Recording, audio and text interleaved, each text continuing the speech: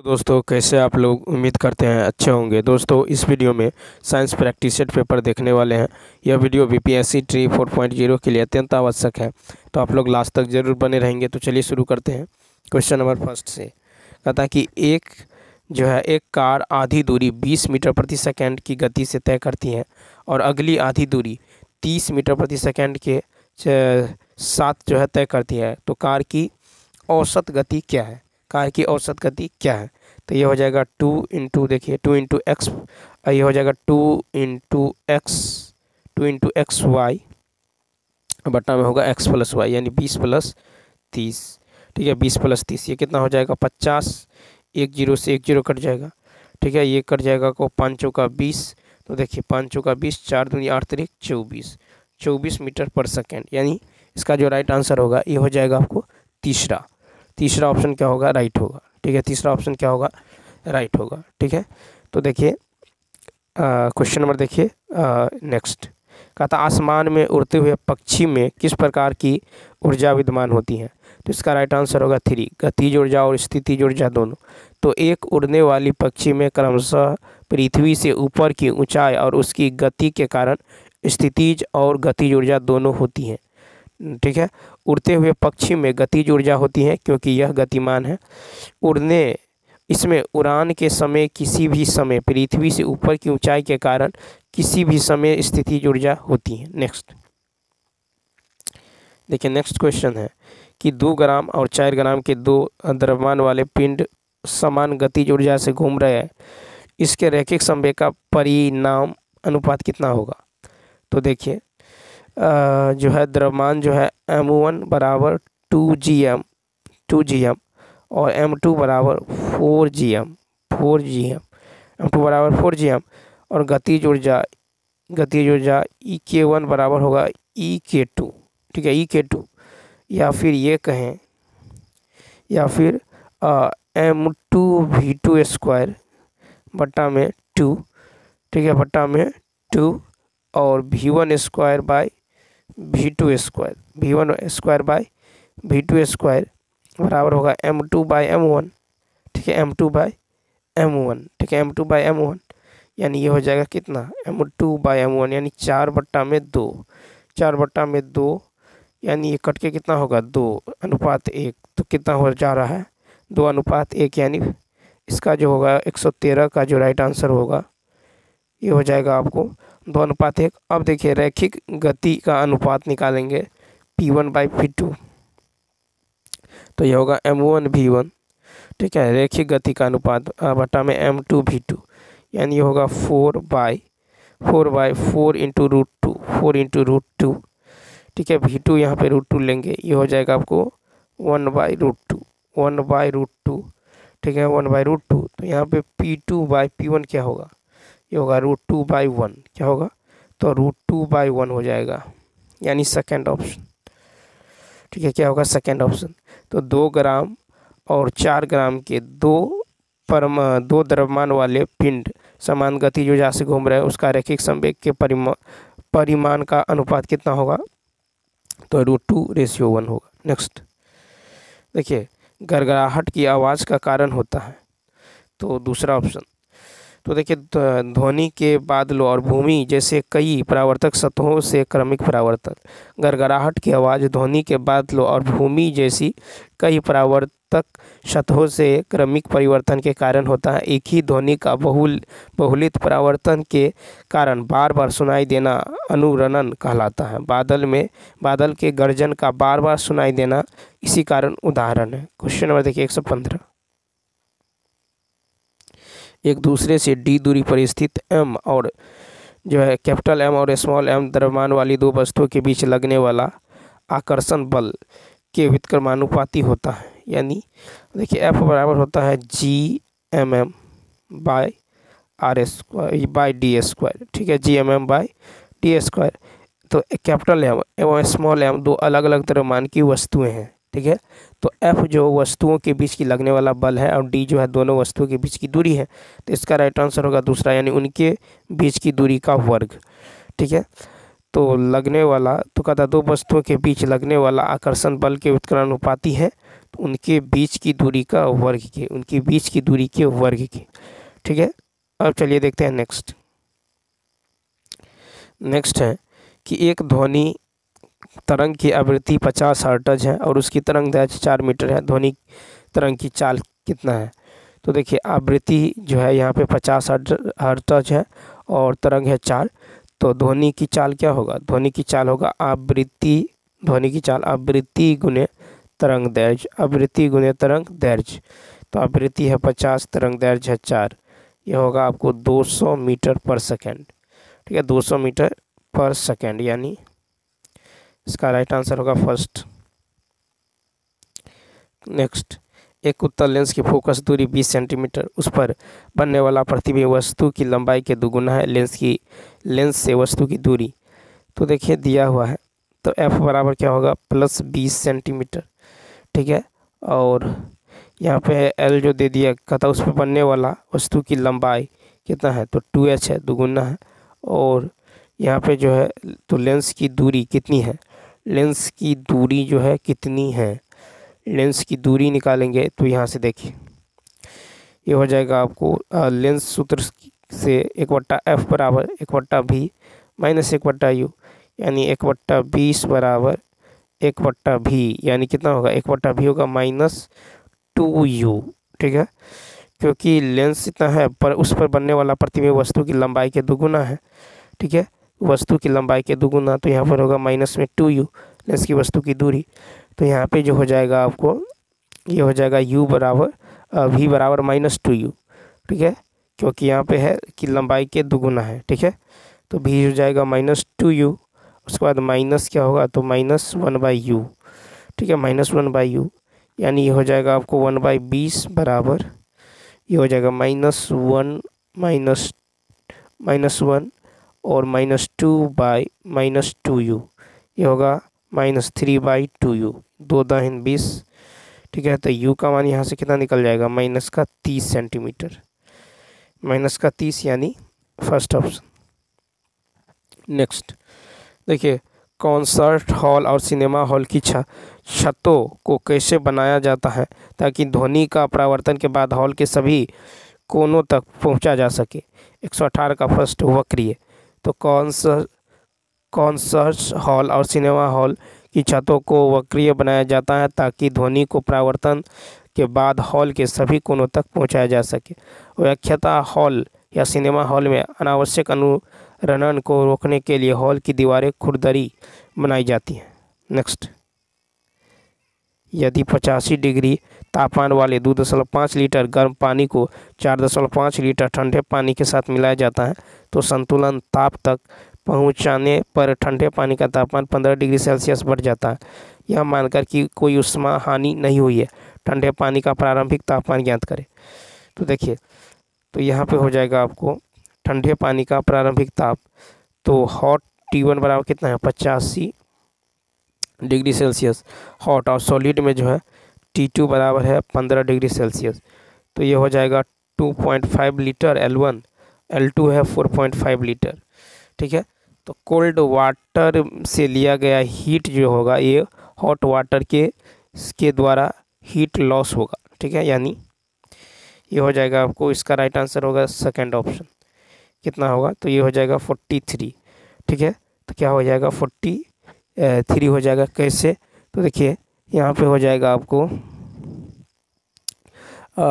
ये हो जाएगा आपको डेल T1 हो जाएगा 4.5 इंटू 15/2.5, क्या होगा? 4.5 इंटू 15/2.5, यानी हो जाएगा आपको 27 डिग्री सेल्सियस। ठीक है, 27 डिग्री। अतः गर्म जल द्वारा उष्मा क्या होगा? तो 85 माइनस 27, यानी 58 डिग्री सेल्सियस। ठीक है, 58 डिग्री। अब हो जाएगा 58, तो शुरुआती उष्मा ठंडा जो है जल का होगा 58 माइनस 15, यानी 43 डिग्री सेल्सियस। नेक्स्ट क्वेश्चन देखिए, कहता कि किसी वस्तु के वेग परिवर्तन की दर नियत है, इसका औसत वेग कितना होगा? तो 20 का फर्स्ट प्रारंभिक और अंतिम वेग के योग का आधा। तो किसी वस्तु का वेग में परिवर्तन की दर नियत है तो उसका समवेग प्रारंभिक वेग और अंतिम वेग के योग का आधा होगा। गति के नियम का प्रतिपादन न्यूटन ने किया है और पृथ्वी सूर्य के चारों ओर निश्चित कक्षा में चक्कर गुरुत्वाकर्षण बल के कारण लगाती है। नेक्स्ट 121 है कि एक रेडियो स्टेशन से 30 मीटर बैंड का प्रसारण द्वारा प्राप्त होता है। इस स्टेशन द्वारा प्रेषित वाहक तरंगों की आवृत्ति। तो देखिए इसका जो राइट आंसर हो जाएगा 121 का, तो देखिए यहाँ पे n बराबर क्या होगा, n बराबर c बाय तरंग दैर्घ्य यानी लेमडा। ठीक है, तो n होगा आवृत्ति, c होगा प्रकाश और लेमडा तरंग दैर्घ्य मान लीजिए। तो n बराबर होगा 3 × 10 के पावर 8 प्रकाश की चाल और नीचे में 30, ये हो जाएगा 10 × 10 के पावर 10 हो जाएगा यहाँ पे 10 × 10 के पावर 6, यानी ये हो जाएगा 10 मीटर हर्ट्ज, 10 mHz। ठीक है, 10 mH जो है जेड हो जाएगा। अब नेक्स्ट क्वेश्चन देखिए, तो इसका राइट आंसर हो जाएगा 10 mHz, तीसरा ऑप्शन। नेक्स्ट कहता हाइड्रोजन से भरा हुआ पॉलीथीन का गुब्बारा पृथ्वी के तल से छोड़ा जाता है वायुमंडल में ऊंचाई पर जाने से।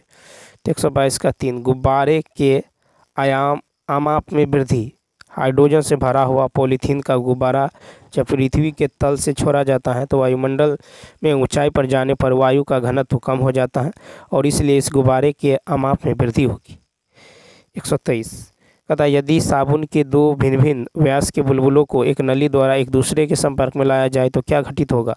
123 का दूसरा, छोटा बुलबुला और छोटा व बड़ा बुलबुला और बड़ा हो जाएगा। तो देखिए किसी बुलबुले का आकार उसमें भरी गैस के दबाव तथा पानी की फिल्म की त्रिज्या तथा मोटाई पर निर्भर करता है। छोटे बुलबुले में गैस का दाब बड़े बुलबुले की अपेक्षा अधिक होता है, अतः नली में एक दूसरे के संपर्क में लाए जाने पर छोटा बुलबुला और छोटा जबकि बड़ा बुलबुला और बड़ा हो जाएगा। छोटा बुलबुला छोटा और बड़ा बुलबुला जो है और बड़ा हो जाएगा। नेक्स्ट क्वेश्चन देखिए 124 है कि जब तत्वों को परमाणु भारों के बढ़ते क्रम में व्यवस्थित किया जाता है तो बीच वाले तत्व का परमाणु भार अन्य 2 तत्वों के परमाणु भारों का लगभग औसत होता है। इस नियम को जाना जाता है। तो 124 का फर्स्ट, डोब्राइनर के त्रिक नियम। तो देखिए डोब्राइनर के त्रिक नियम, जब तत्वों को परमाणु भारों के बढ़ते क्रम में व्यवस्थित किया जाता है तो बीच वाले तत्व का परमाणु भार अन्य 2 तत्वों के परमाणु भार के लगभग औसत होता है। नेक्स्ट देखिए कथन है कि 2 एथेनॉल में सोडियम एथोक्साइड के साथ अभिक्रिया कर ब्रोमोब्यूटेन एक प्रमुख उत्पाद के रूप में 2 ब्यूटेन देता है। कारण ब्यूटेन फर्स्ट ब्यूटेन 2 की तुलना में अधिक स्थिर होता है। सही विकल्प चिन्हित करने के लिए कथन और कारण पर ध्यान दीजिए। तो इसका राइट आंसर होगा तीसरा। देखिए इसका राइट आंसर होगा थर्ड, यानी कथन सही है लेकिन कारण गलत है। तो 2 ब्यूटेन 2 जो है ब्रोमोब्यूटेन इथेनॉल में सोडियम जो है एथोक्साइड के साथ अभिक्रिया पर 2 ब्यूटेन एवं एक जो है प्रमुख उत्पाद के रूप में देता है। ठीक है, तो यहाँ पे जो हो जाएगा क्वेश्चन में देखिए 126 की यदि बात करें तो 126 का हो जाएगा आपको। 126 में है कि KO2 यानी पोटेशियम सुपर ऑक्साइड का उपयोग अंतरिक्ष और पनडुब्बियों में ऑक्सीजन के सिलेंडर में किया जाता है क्योंकि यह जो है CO2 को अवशोषित करता है और O2 को बढ़ाता है। ठीक है, तो पोटेशियम सुपर ऑक्साइड का उपयोग अंतरिक्ष और पनडुब्बियों में ऑक्सीजन सिलेंडर में किया जाता है क्योंकि यह ऑक्सीजन जनरेटर के रूप में कार्य करता है। यह CO2 को अवशोषित करता है और O2 उत्पाद को बढ़ाता है। नेक्स्ट 127 है कि पानी में सोडियम सल्फेट के घोल को अक्रिय इलेक्ट्रोड का उपयोग करके इलेक्ट्रोलाइज किया जाता है, तब कैथोड और एनोड पर उत्पाद क्रमशः होंगे। 127 का फर्स्ट H2O2। तो जल में सोडियम सल्फेट के घोल को अक्रिय इलेक्ट्रोड का उपयोग करके इलेक्ट्रोलाइज किया जाता है। कैथोड और एनोड पर उत्पाद क्रमशः H2 और O2 है। ठीक है, नेक्स्ट क्वेश्चन के बाद देखिए कि हाइड्रोक्साइड आयन एनोड पर ऑक्सीजन बनाएगा। ठीक है, नेक्स्ट क्वेश्चन नंबर 128 कहता एक हल्का हरा लवण जल में मिलाया जाता है। H2S गैस को विलयन में प्रवाहित करने पर एक काला अवक्षेप प्राप्त होता है जो HCl में सरलता से घुल जाता है। इनमें कौन सी धातु आयन उपस्थित है? First option Fe2+। Fe2+ जो है, तो देखिए H2S की पहचान इसकी गंध और विभिन्न धातु आयन में के रंगीन सल्फाइड की अवक्षेपण से होता है। क्वेश्चन नंबर देखिए 129 है कि इलेक्ट्रॉनिक आवृत्ति 2888 वाला एक तत्व आधुनिक आवर्त सारणी में समूह खाली स्थान में रखा गया है। तीसरा ऑप्शन 18। तो वैसे तत्व जिनका इलेक्ट्रॉनिक विन्यास 288 है, यह तत्व आर्गन है जिसे आधुनिक आवर्त सारणी के 18 ग्रुप में रखा गया है। क्वेश्चन नंबर 130 कहता जब कॉपर सल्फेट विलयन लौह धातु के साथ अभिक्रिया करता है तो तांबा नमक धातु का निर्माण करता है। निम्नलिखित में से कौन सा अभिक्रिया है?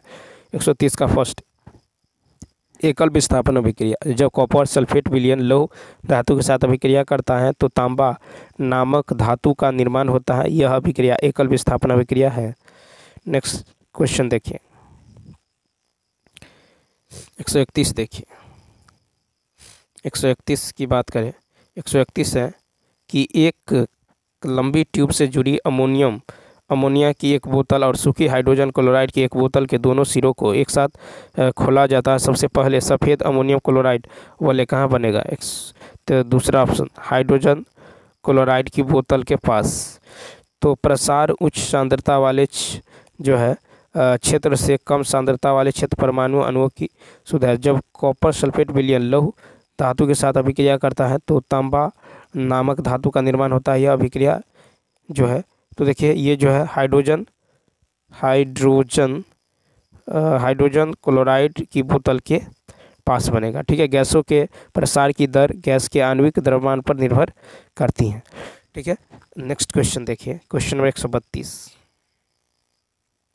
भारत सरकार ने झामा के निर्यात पर पूर्ण प्रतिबंध लगा दिया है क्योंकि उसमें से ऐसी धातु या ऐसा तत्व निकाल सकते हैं जिसका उपयोग ट्रांजिस्टरों में किया जाता है। वह निम्नलिखित में से कौन सा तत्व है?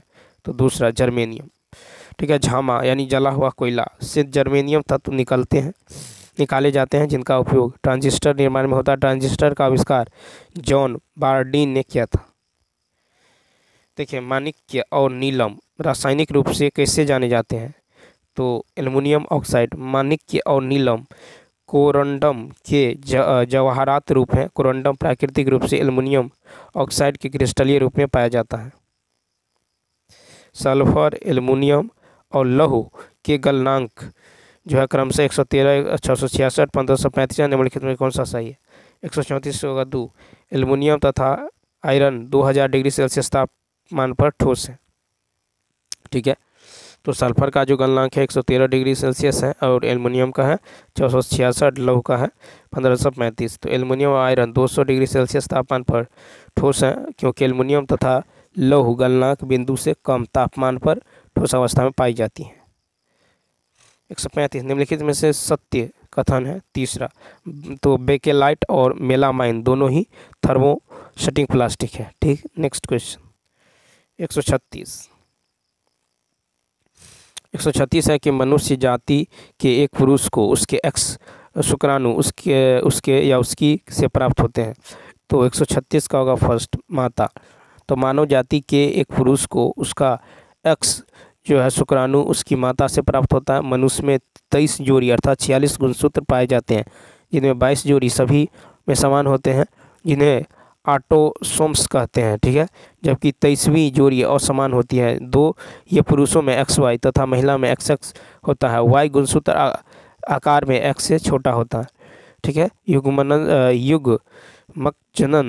जनन के दौरान पुरुष में XY युग्मक तथा स्त्री में XX युग्मक बनता है। नेक्स्ट कहता कोरोना वायरस का नाम कहाँ से पड़ा? कोरोना वायरस का नाम कहाँ से पड़ा? तो ये पड़ा क्राउन लाइक प्रोजेक्शन जैसे अनुमानों के कारण।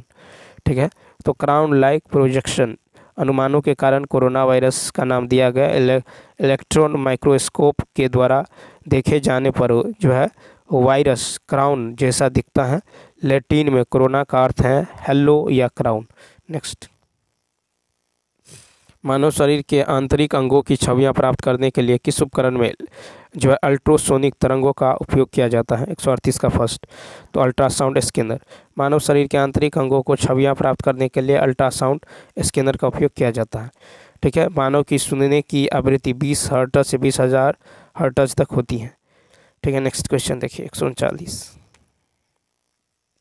शुक्रवाहिका सामान्य मार्ग के निर्माण के लिए मूत्राशय से होकर आने वाली नलिका के साथ जुड़ी होती है जिसे खाली स्थान कहा जाता है। तो तीसरा ऑप्शन मूत्र मार्ग।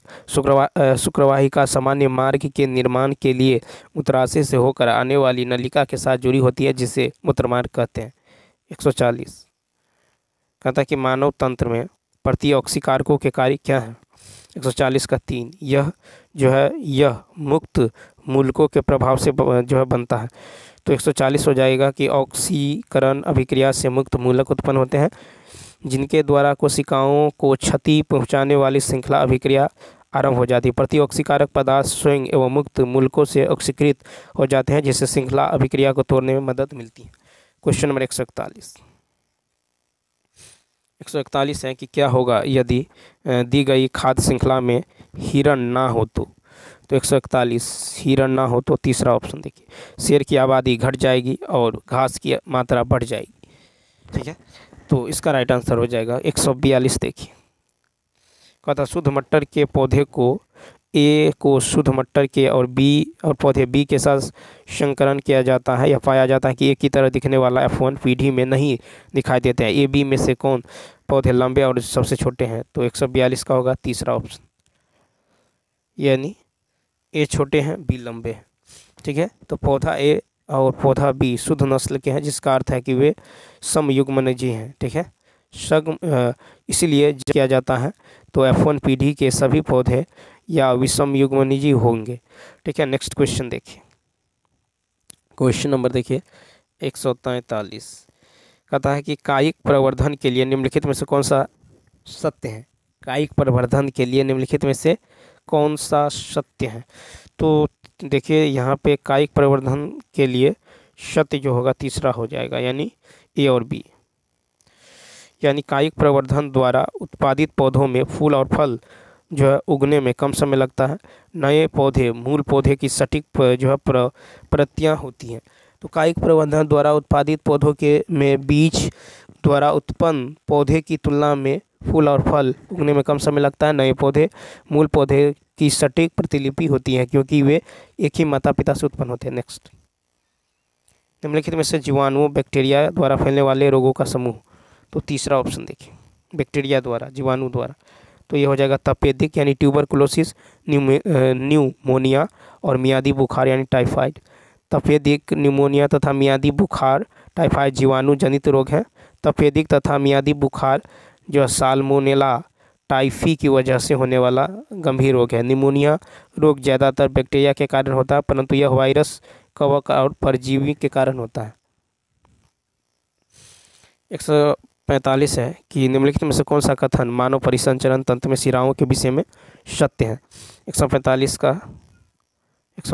का हो जाएगा फर्स्ट, क्या हो जाएगा 145 का फर्स्ट बी और सी।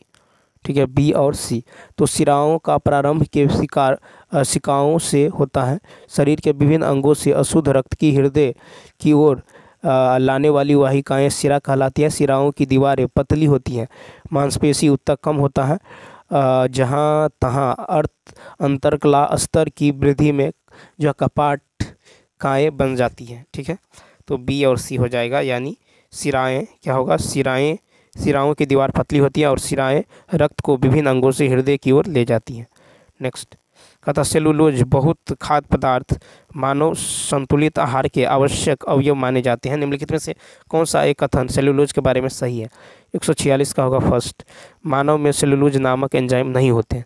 तो देखिए भोजन सभी सजीवों की मूलभूत आवश्यकताओं में से एक है। मानव के संतुलित आहार के मुख्य अवयव कार्बोहाइड्रेट, प्रोटीन एवं वसा है। इसके अलावा अल्प मात्रा में प्रोटीन, विटामिन एवं खनिज लवणों की आवश्यकता होती है। मानव के सेलुलोज पाचक एंजाइम अनुपस्थित होते हैं क्योंकि उनका स्रावन करने वाले कृमि रूप परिवेशिका निष्क्रिय होता है। नेक्स्ट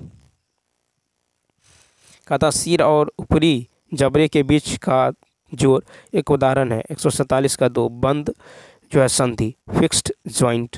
ठीक है, तो सिर तथा ऊपरी जबड़े में बंद फिक्स संधि पाई जाती है जो कि ऊपरी जबड़े को स्थिर रखता है। यह संघनित कोलेजन के संयोजी जंतुओं की बनी होती है। 148 देखिए, हमारे मुख में विभिन्न प्रकार के दांतों आगे से पीछे की ओर क्रम है। 148 का फर्स्ट कृंतक, रदनक, अग्रचवर्णक, चवर्णक। मानव मुख में दांतों का आगे से पीछे की ओर क्रम कृंतक, रदनक, अग्रचवर्णक, कृंतक, रदनक, अग्रचवर्णक और चवर्णक है। ठीक है, तो देखिए यहाँ पे जो है मानव मुख में कृंतक दांत 8, रदनक 4, अग्रचवर्णक 8 तथा चवर्णक 12। नेक्स्ट, पादपों एवं वृक्षों में पानी ऊपर तक जो चूषण कर्षण के कारण पहुंचता है, तो किस परिघटना के कारण यह चूषण आकर्षण होता है? तो फर्स्ट वाष्पोत्सर्जन। ठीक है, वाष्पोत्सर्जन। नेक्स्ट 150 देखिए, 150 है कि नीचे दिए गए कथनों पर विचार कीजिए और असत्य कथन का चयन कीजिए। तो दूसरा ऑप्शन, पौधे श्वसन के बिना भी कुछ समय तक जीवित रहता है। तो प्रकाश संश्लेषण वह प्रक्रिया है जिसमें हरे पौधे अपनी पत्ती के द्वारा सूर्य के प्रकाश की उपस्थिति में भोजन का निर्माण करते हैं। पौधे के जीवित रहने के लिए श्वसन तथा प्रकाश संश्लेषण दोनों आवश्यक है। पौधे प्रकाश संश्लेषण के बिना भी कुछ समय तक जीवित रह सकता है। पौधे प्रकाश संश्लेषण की क्रिया के दौरान ऑक्सीजन मुक्त करते हैं, अतः दिन के समय प्रकाश संश्लेषण और श्वसन पौधों में एक ही समय होने वाली प्रक्रिया है। तो चलिए दोस्तों, इस वीडियो में इतना ही। यदि यह वीडियो अच्छा लगा हो तो लाइक, शेयर और सब्सक्राइब करना ना भूलें। साथ ही साथ कमेंट करके बताइए वीडियो आपको कैसा लगा। तो चलिए मिलते हैं next video. Thanks for watching.